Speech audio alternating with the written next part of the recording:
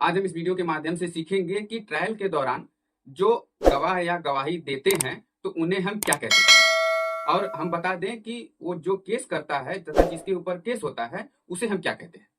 तो इसे समझने के लिए हम बता दें कि ट्रायल कोर्ट के अंदर 4 प्रकार की परिस्थितियां उत्पन्न होती हैं दोस्तों। पहला, पहले वाले को सिविल सूट कहते हैं। बता दें कि इसमें जो केस करता है उसे हम वादी कहते हैं और जिसके ऊपर केस होता है उसे हम प्रतिवादी कहते हैं। अर्थात इंग्लिश में हम इसे प्लेंटिफ तथा डिफेंडेंट कहते हैं। उसी तरह जब कोई पिटीशन फाइल करता है तो जो फाइल करने वाला व्यक्ति होता है वो पिटिशनर होता है और तथा जिसके ऊपर करता है उसे हम रिस्पोंडेंट कहते हैं। इसी तरह क्रिमिनल मामले में भी जब कंप्लेन केस होता है तो कंप्लेन करने वाले व्यक्ति को हम कंप्लेनेंट कहते हैं तथा किसी जिसपे केस किया जाता है उसे हम एक्यूज कहते हैं। इसी तरह क्रिमिनल मामले में चौथी स्थिति में देखा जाता है स्टेट केस को। स्टेट केस का मतलब जो एफआईआर होता है उसके द्वारा जो केस होता है उसको हम प्रोसिक्यूशन तथा दूसरे वाले को हम जिसके ऊपर केस होता है उसे हम एक्यूज कहते हैं।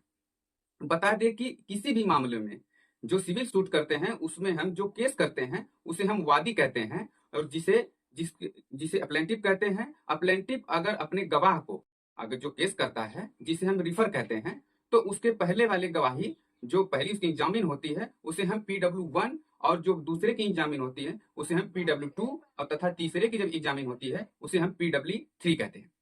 उसी तरह जो उसका प्रतिवादी होता है जिसपे केस किया हुआ होता है, अगर वो जिसे हम इंग्लिश में डिफेंडेंट कहते हैं, अगर वो अपनी गवाह को पेश करता है मतलब प्रीवर करता है तो उसके पहले वाले जो गवाह होते हैं अगर उनकी एग्जामिन की जाती है तो उन्हें हम DW1, उसी तरह दूसरे वाले को हम जब एग्जामिन की जाती है उसे DW2 और तीसरे वाले की जब एग्जामिन की जाती है उसे हम DW3 कहते हैं।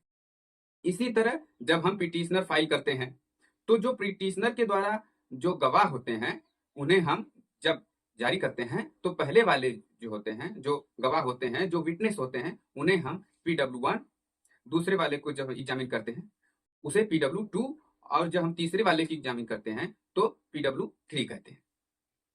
उसी की तरह जब उसके रिस्पोंडेंट होते हैं और वो अपने गवाह को जब पेश करते हैं तो रिफर करते हैं तो उनकी जब गवाही होती है तो जब उनकी जामीन होती है तो उन्हें हम पहले वाले को RW1, उसी तरह जब दूसरा वाला उसकी जामीन होती है तो उसे RW2 और जब तीसरे वाले की जामीन होती है तो उसे हम RW3 कहते हैं। सेम इसी तरह क्रिमिनल मामले में भी जब क्रिमिनल कंप्लेंट होता है तो कंप्लेनेंट के द्वारा जब विटनेस जो गवाह होते हैं अगर उनकी पेशी होती है और वो अपनी गवाही जब देते हैं तो बता दे कि जो गवाह की गवाही होती है जिसको हम रिफर कहते हैं, इसे एग्जामिन कहते हैं। इसे एग्जामिन जब होती है तो पहले वाले गवाह जो होते हैं उन्हें हम CW1 और दूसरे वाले की जब एग्जामिन होती है इसे CW2 और जब तीसरे वाले की जब एग्जामिन होती है तो उसे हम CW3 कहते हैं। जस्ट उसके उस पे जिसपे केस किया गया है उसे एक्यूज कहते हैं। और यहाँ पर एक एडवोकेट द्वारा जब गवाही होती है और वो जब अपने गवाह को पेश करता है उसकी गवाही की जब एग्जामिन होती है तो उसे हम DW1 और DW2 और DW3 कहते हैं।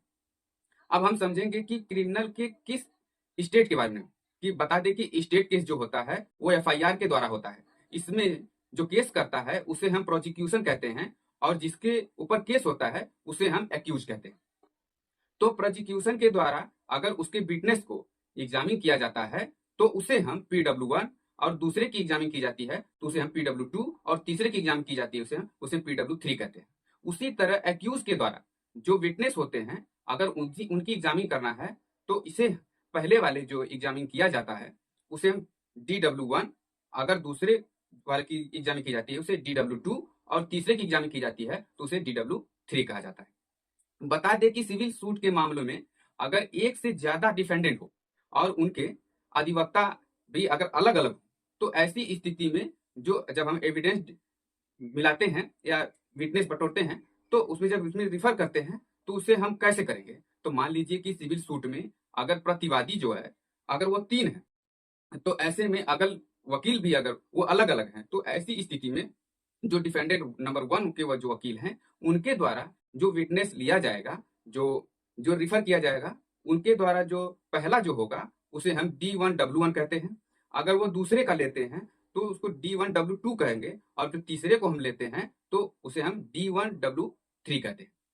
इसी तरह जब दूसरे वकील के थ्रू, जब प्रतिवादी के वकील जो रहेंगे अगर वो लेते हैं तो विटनेस का, तो D2W1 होता है। अगर दूसरे को लेते हैं तो D2W2 होता है। अगर तीसरे को जब हम लेते हैं तो D2W3 होता है। इसी तरह अगर तीसरे के वकील हैं, अगर वो विटनेस को हायर करते हैं, एग्जामिन करते हैं, तो D3W1 होता है, D3W2 होता है, D3W3 होता है। इसी तरह पिटीशन में भी होता है कि कई बार एक पिटीशन के जो है कई रिस्पोंडेंट होते हैं, तो इसमें जो हम जब रिस्पोंडेंट का विटनेस की जो है गवाही ली जाती है तो उसे हम R1W1 कहते हैं। दूसरे की जब एग्जामिनिंग होती है तो उसे हम R2 और R1W2 कहते हैं, और जो है कि तीसरे की लेते हैं तो उसको R1W3 कहते हैं। इसी तरह से गवाह और गवाही के बारे में हम कोर्ट में प्रदर्शित करते रहते हैं। तो उम्मीद है दोस्तों आपको हमारा वीडियो समझ में आ गया होगा, और अगर हमारा वीडियो आपको अच्छा लगा हो तो इस हमारे चैनल को सब्सक्राइब जरूर करें और बेल आइकन को दबाना ना भूलें दोस्तों। थैंक्स फॉर वॉचिंग दोस्तों।